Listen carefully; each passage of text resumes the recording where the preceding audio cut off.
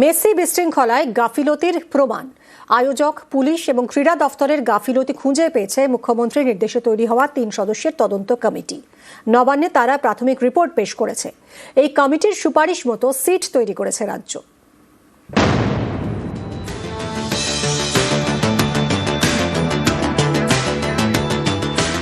Lionel Messi শনিবার তাকে নিয়ে যুব ভারতীতে মেগা ইভেন্ট। তাতে চূড়ান্ত বিশৃঙ্খলা। মাঠে মেসিকে ঘিরে ভিড়, গ্যালারিতে বসে তাকে সেভাবে দেখতেই পাননি দর্শকরা। এ নিয়েই ক্ষোভ, তারপর তাণ্ডব। এরকম কেন হলো? এর দায় কার? শনিবারই 3 সদস্যের তদন্ত কমিটি গঠন করে দেন মুখ্যমন্ত্রী মমতা বন্দ্যোপাধ্যায় নেতৃত্বে অবসরপ্রাপ্ত বিচারপতি অসীম রায়।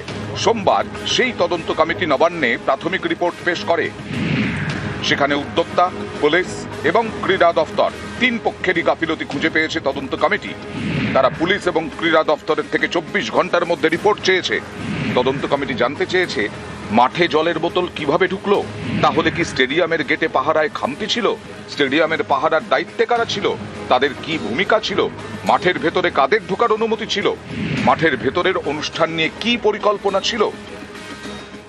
প্রিলিমিনারি করতে গিয়ে আমরা কিছু মেটেরিয়ালস পেয়েছি, তার ভিত্তিতে আমরা সরকারের কাছে আমাদের মতামত জানাচ্ছি। মাঠের মধ্যে দেখলাম অসংখ্য জলের বোতল, প্লাস্টিকের খালি বোতল ছড়িয়ে আছে, ভাঙা চেয়ার পড়ে আছে। আগের দিনই পুলিশ প্রেস করে বলেছিল জলের বোতল নিয়ে যাওয়া যাবে না। জানতে পারলাম যে ওটার মধ্যে নাকি স্টল হয়েছিল স্টেডিয়ামে। এইসব ভিত্তি করে আমরা প্রাথমিকভাবে মনে করছি যে সেদিনকে যারা ওখানে ডিউটিতে ছিল তারাই প্রাথমিকভাবে দায়ী। তাদের রেসপন্সিবিলিটি রুলড আউট করা যাবে না। তাই আমাদের সরকারের কাছে বলেছি যে আপনারা এদের বিরুদ্ধে ডিপার্টমেন্টালি ব্যবস্থা নিন।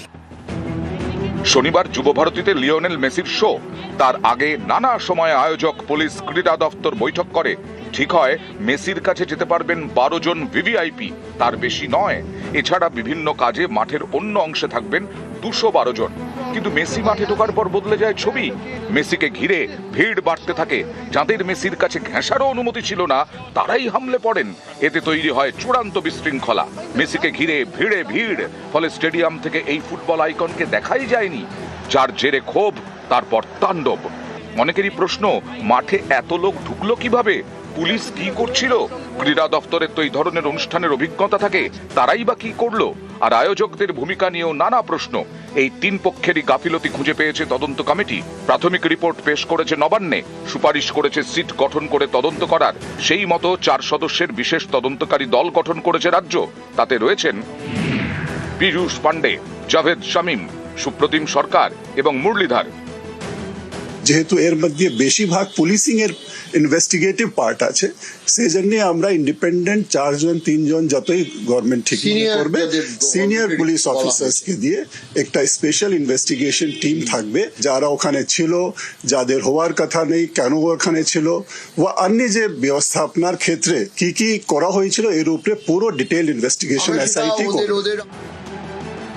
হাজার টাকার টিকিট কেটেও মেসিকে দেখা যায়নি। ক্ষুব্ধ দর্শকদের অনেকেরই দাবি, তাদের তাহলে টাকা ফেরত দেওয়া হোক। তদন্ত কমিটিও উদ্যোক্তাদের বলেছে টাকা ফেরত দিতে। নিউজ 18 বাংলা। শনিবার যুবভারতীতে মেসি শো। এর জন্য তৈরি হয়েছিল ফ্লো চার্ট। আয়োজক, পুলিশ, ক্রীড়া দফতর বৈঠকে বসে ঠিক করে যে কোথায় কি হবে। বৈঠকে ঠিক হয়েছিল এক, আর মাঠে ঘটেছিল আর এক, যার ফল মেসির শোয়ে তুমুল তাণ্ডব।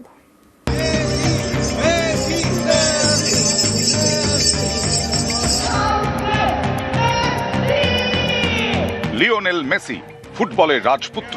শনিবার যুব ভারতীতে তার মেগা ইভেন্ট। তাই আয়োজক, পুলিশ, ক্রীড়া দফতর বৈঠকে বসে ফ্লোচার্ট তৈরি করে। কোথায় কোন অনুষ্ঠান হবে, কোথায় কারা থাকবেন, সব ঠিক করা হয়। কিন্তু সেই পরিকল্পনা মতো প্রায় কিছুই হয়নি। ঠিক ছিল মেসি মাঠে ঢোকার পর প্রায় 1.5 ঘন্টার অনুষ্ঠান হবে, কিন্তু বিশৃঙ্খলার জেরে তার অনেক আগেই তিনি বেরিয়ে যান।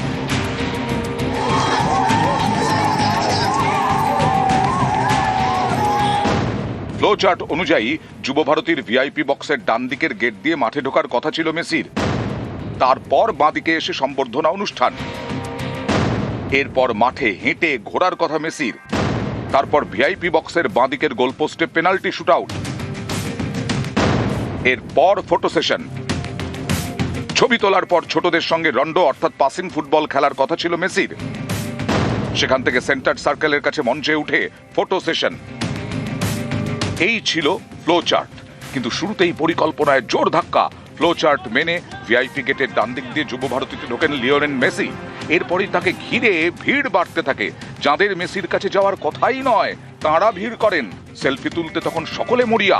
মেসি হাঁটতে হাঁটতে সম্বর্ধনা মঞ্চের কাছে পৌঁছন। ততক্ষণে মেসিকে ঘিরে ভিড় আরো বেড়েছে। মাঠে মেসি, কিন্তু তাকে ঘিরে শুধুই মাথা। গ্যালারি থেকে কিছুই দেখা যাচ্ছে না। এদিকে মেসিকে ঘিরে মাঠের মধ্যে চলছে হুড়োহুড়ি, ছবি তোলার ধুম। এই পরিস্থিতিতে বাকি সব পরিকল্পনা ভেস্তে যায়। মেসি হাঁটতে হাঁটতে মাঠ থেকে বেরিয়ে যান। যে গেট দিয়ে ঢুকেছিলেন সেই গেট দিয়ে বেরিয়ে গাড়িতে উঠে পড়েন। এতে হাজার হাজার মেসি প্রেমীর স্বপ্ন ভঙ্গ হয়। সল্টলেক স্টেডিয়ামে শুরু হয়ে যায় তাণ্ডব।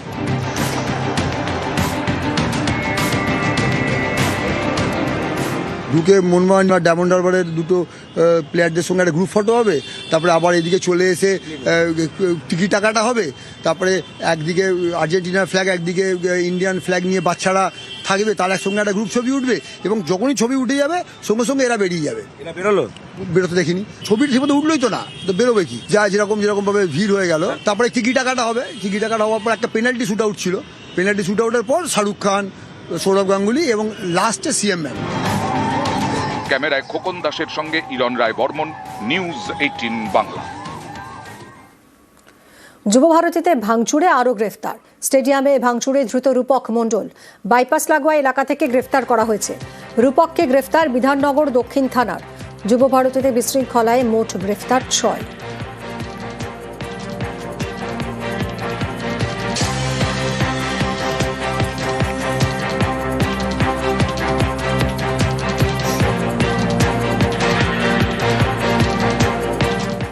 গুজরাটের জামনগরের বন্তারায় LM10 মুকেশ আম্বানির আমন্ত্রণে দিল্লি থেকে জামনগরে যান মেসি, সুয়ারেজ এবং রদ্রিগো ডি পল।